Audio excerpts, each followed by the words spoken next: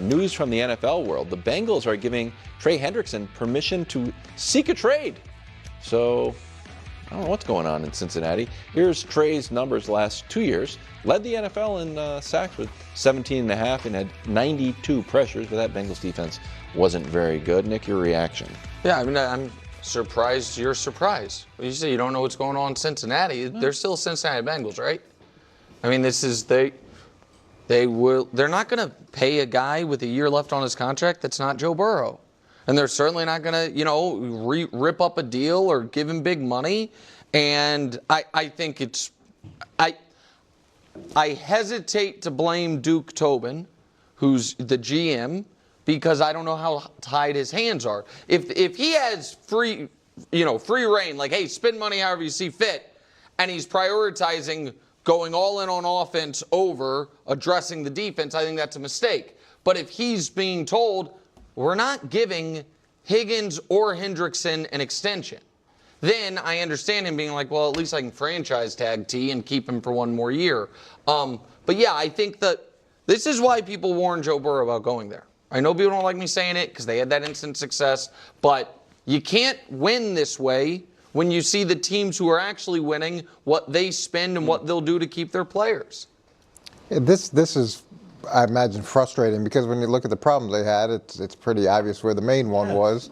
It was defensively, and it was slowing people down. And you let a guy that walk out of the building that accounts for 92 pressures and 17.5 sacks. Those numbers are rare air, and it's great to have a star quarterback. And we see in Kansas City, yeah, they have a star quarterback too, but they also have a star defensive lineman, and that star defensive lineman has been able to make the guys around him better and the things that they do defensively better, because he's a guy that can ruin the game and for the opponent, and Cincinnati has that, and for them to say, okay, well, we're gonna move on from that in order to just keep a bunch of offensive firepower.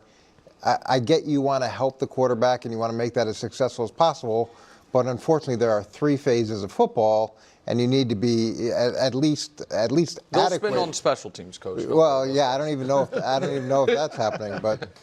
It makes no sense. I mean, and I've said it, and T. Higgins is great, but you are going to keep Jamar Chase, and then you can get other good receivers and sign Trey Hendrickson. Like, what are they going to try to win games 50-45 every week? That's what they did. I mean, that's ridiculous. And by the way, Sam Hubbard just retired. He's not a great player, but a good player. It just makes no sense.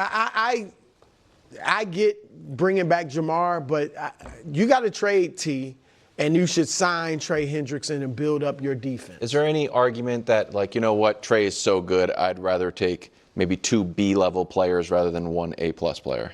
Well, I imagine what happened is they saw what Las Vegas did, and that changed the whole game in terms of the. It's interesting that this comes out the day after Max Crosby gets his brand new deal. Maybe they were thinking about doing it. Now the market's been reset again, and they take a step back and say, okay, we don't want to be in that world. I don't think Trey Hendrickson. Well, it better be a very good year from Caleb. Like, there's no excuses. Last year he got criticized, fairly, but there were excuses for him. He's obviously a rookie.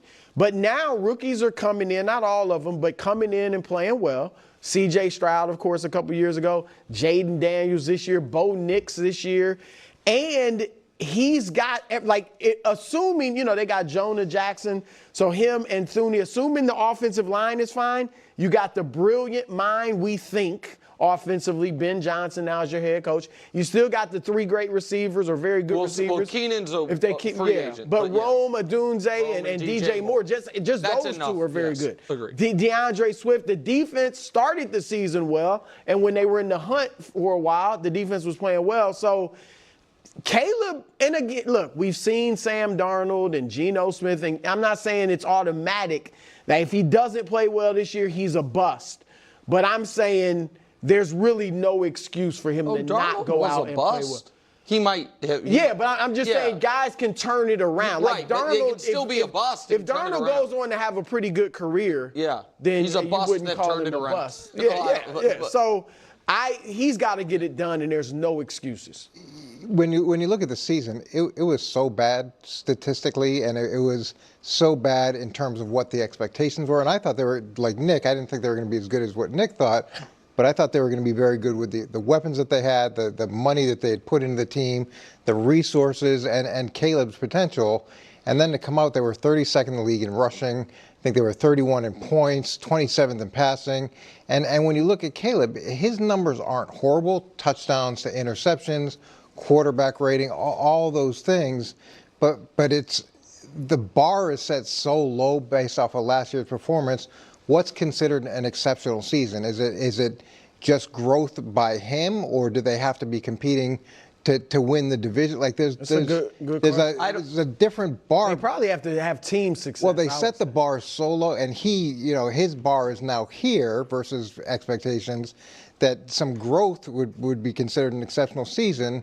I don't think they would. I don't think just growth would be considered exceptional. Well, I think that would be considered. Sorry, not to do a term phrase. Okay. Acceptable, but I think an exceptional season would be you make the playoffs and Caleb looks really good. What I was predicting for them last year. I'm not going to say win Super Bowl. No. What I'm saying, you're right. I'm not trying to let myself off the hook, but I'm saying, I guess, less than what I was predicting for him last year. But Caleb looked really good and make the playoffs. I'm not going to say win the division because last year a 14-win team didn't win the division. But the reason I said that is because a catastrophic season would be something similar to this year. Yes. Where now not only is the team losing faith in him and confidence in him, but he probably loses confidence in himself. And now you have this potential star who has back-to-back years of terrible production. And now everybody's looking as like, okay, what do we do? Where do we go from here? And if you're the guy, and I believe Caleb's the guy, then in one of your first 2 years, you show it. There's not a lot of examples of guys who popped in year 3. Now, people say what they want about my belief in Trevor. Trevor in year 2 was excellent. And then, regressed, and maybe that was a mirage. But at least, you know what I mean? He was good. Okay. Excellent. He looked like a franchise. He looked like a franchise quarterback who played really well as the season went on. Yeah. Right, all of it.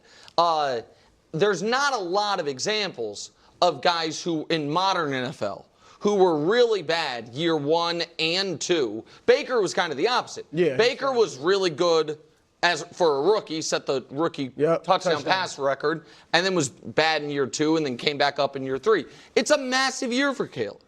Last year, I think, was fairly a lot of it. I think a lot of people put on the coaching disaster that it was. You fire the offensive coordinator, you fire the head coach, you promote this, all of it. They got the coach they wanted. They still have the weapons. They are prioritizing the offensive line. I think there's real expectation, and it's fair. I'll give him, if he puts up numbers, good passer rating, doesn't throw a lot of picks, and they say 10-7 and don't make the playoffs. Oh, sure. I think that's fine. Yes, I agree if they win 10 games. Growth. Yeah. Some people are going to say this is too early. Week 1. Oh, Jesus. I'm just saying. From one of their best players and one of the best players in the league, All-Pro guard Joe Thuney, great Patriot, traded to the Bears for a 2026 fourth-round pick. Friend of the show, Jeff Schwartz, writing, Joe Thuney deserves all the praise for his work as a Chief, brought leadership, work ethic, toughness, mentored both Creed and Trey, switched to left tackle when needed, battled each Sunday, just a true professional. So it's a loss for the Chiefs. Nick, your reaction? All right, listen, he should be in short order in the Chiefs Hall of Fame. We'll see his argument when it's all said and done for the Pro Football Hall of Fame, but 5 All-Pros, 4 Super Bowls. There's not a lot of offensive linemen with those credentials. But it's sad, but it's smart for Kansas City. You kept the younger player. The younger guard you are now going to extend.